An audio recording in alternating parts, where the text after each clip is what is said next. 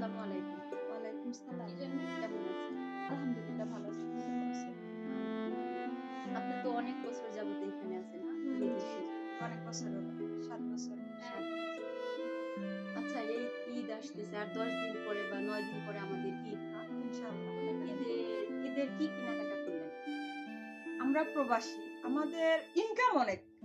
কিন্তু ঐরকম শখ চাহিদা ঈদে জামা কাপড় কেনার মতো মন মানসিকতা থাকে না। কারণ আমরা প্রবাসী। যেখানে ফ্যামিলিকে খুশি করতে যাই আমাদের খুশিটার কোনো ভ্যালু থাকে না। সেখানে আমাদের খুশির প্রশ্নই আসে না।